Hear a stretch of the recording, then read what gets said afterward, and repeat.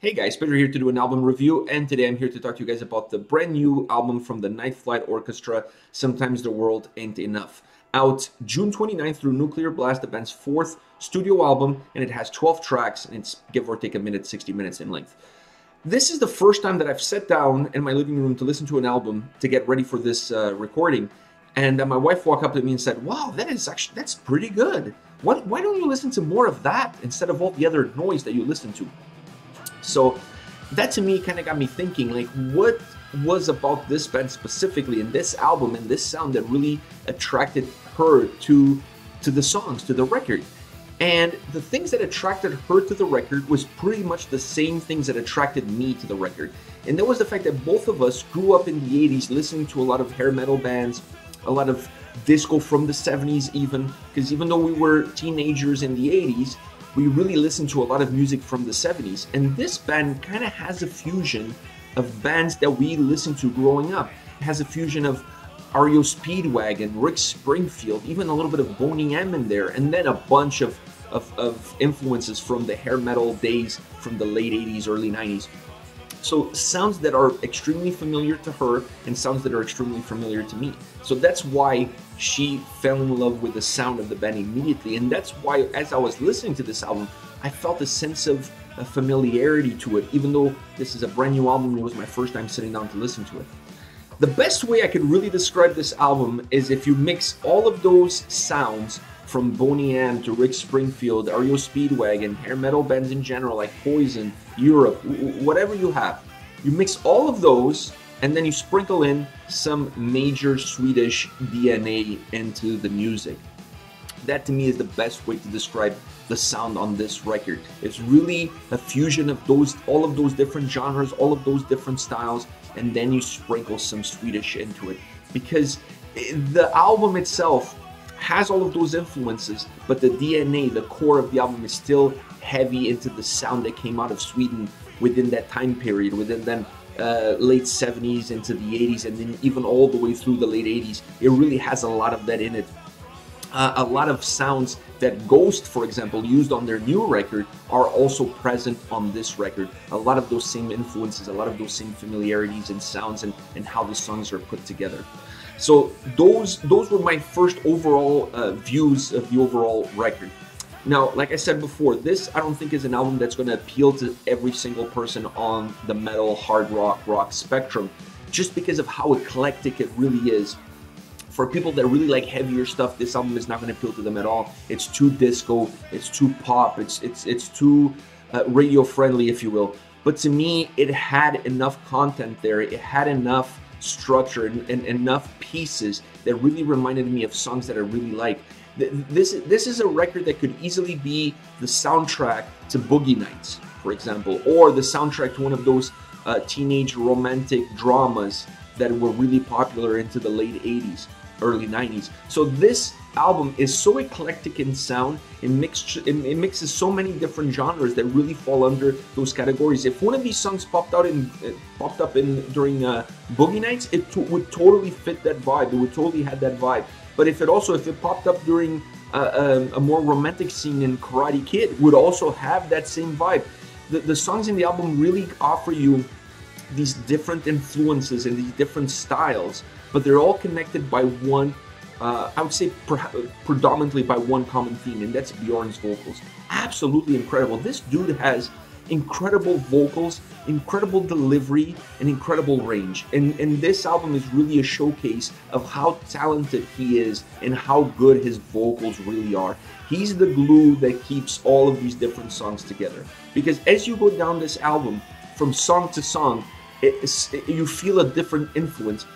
Some songs have more of a Rick Springfield 80s rock pop vibe to it. Some songs have more of a Boney M disco vibe to it. And some songs have more of an Europe Poison vibe to it. So every song gives you a little bit of a different look at what the band can do. Not losing track of what their goal is and what their overall sound is, but every song really gives you a different look. But then his voice, Bjorn's vocals, is what brings everything together. From song 1 to song 12, his voice is absolutely phenomenal. He matches his vocal delivery to the tempo of the song, to the lyrics of the song, to the subject matter of the song, to what the song really calls for. He's able to morph and change his voice in order to be able to deliver the perfect pitch and the perfect delivery to each song, so that you get the full essence of each song individually. And then when you put all of that together in one record, you have a complete clinic from a vocal perspective as far as I'm concerned. Now, as far as favorite tracks are concerned, I'm going to start with This Time. That's the first song on the record. So that's kind of the introduction that you're going to get for the band and for this record. And that song to me is one of the songs that you could really tell that Bjorn's vocals, once again, I'm going to go back to his vocals. This song is one of those songs that really showcases how talented he is, because this is the song that introduces you to the album, and it starts with him hitting this high note and just completely blowing your speakers. And this song is totally obvious that this guy could sell not only ice to Eskimos, he could sell maple syrup to Canadians. The dude has an incredible voice, and that voice is really comes through into this song. This is one of those songs on the album that has more of an 80s hair metal vibe to it.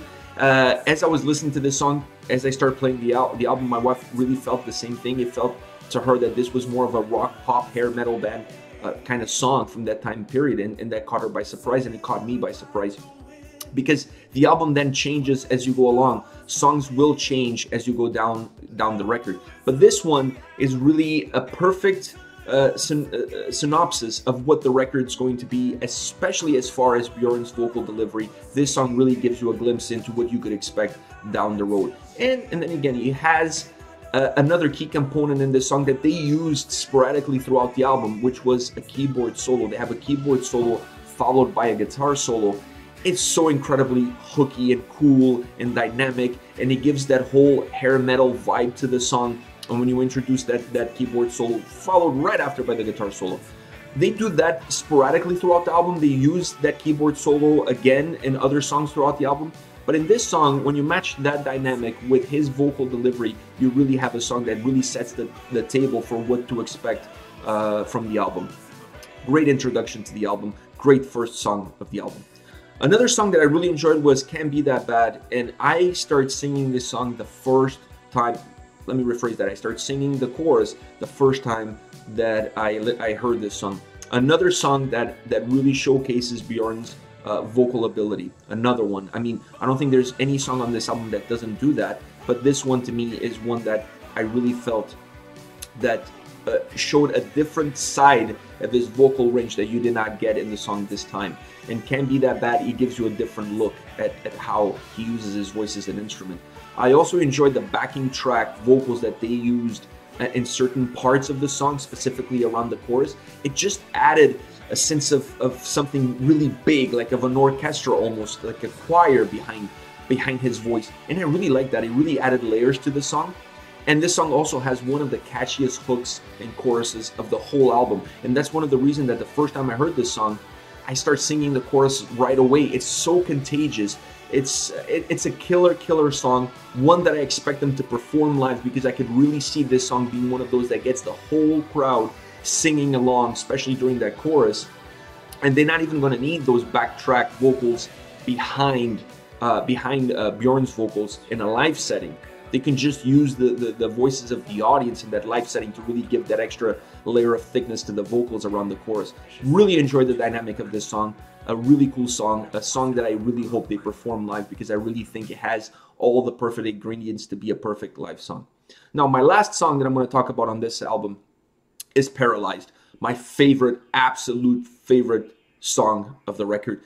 And I'm not 100% sure on this, but I think I can hear some cowbell in this song. I think there's some reminiscences of cowbell. This to me is one of the songs that has a little bit more of a disco influence to it, has more of a Boney M vibe to it, and the way the song is put together and how they use the instruments in this song. The actual sound of the song sounds a lot like 70s disco, mixed in with a little bit of a rock flavor, obviously. But to me, I felt that this was one of those songs that really encompass well what they tried to do with that more disco vibe.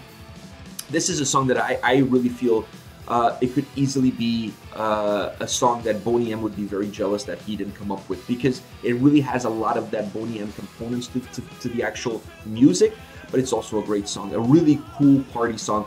If anybody's having a party and they don't play Paralyzed, I honestly think that those people are a bunch of douches, because this is your perfect song to play at a party. You want to have some fun, you want something a little bit edgy, you don't want to play something too dated, you don't want to play something too disco, too 70s, too early 80s, but you want something that has a little bit of that flavor, but something more modern. This song is that exact thing. This is the perfect song for a party if you're having people over to your house. This is it. This is the album. Overall, I really enjoy the album. I really like what they've done. I really like the blends that they were able to mix in to create this record. This is a perfect record if you're going on a long car drive and you want something easy to listen, something that allows your mind to get lost so that you could easily forget about the time that's taking you to get to your destination. Perfect soundtrack for that road trip. This is also the perfect music for a house party because it has enough ingredients that will get you tapping your feet, bobbing your head, but not super heavy. The kind of music that you can totally get your wife on board to play it at a party without upsetting anybody, without upsetting the guests or upsetting your wife, which is probably the most important thing. So this is a really cool record. Not many things to say negative about. One of the only negatives that I could find is that some songs become a little repetitive because of the style and because of the genre, because of the theme of the songs. There's a tendency for that, but they do a very good job giving you a little bit of a different look, different feel by adding a keyboard solo here and there. So they do try to create certain arrangements within each song that creates a uniqueness about those songs. So overall, the album has a very unique sound to it, but when you really break it down song by song, each song offers you something very different and very unique. This is it for me. I hope you enjoyed the album. I hope you enjoyed the review. Let me know your thoughts on the band, on the album. What do you think? In the comment section below, I'll be checking it out and commenting back. Take care, guys.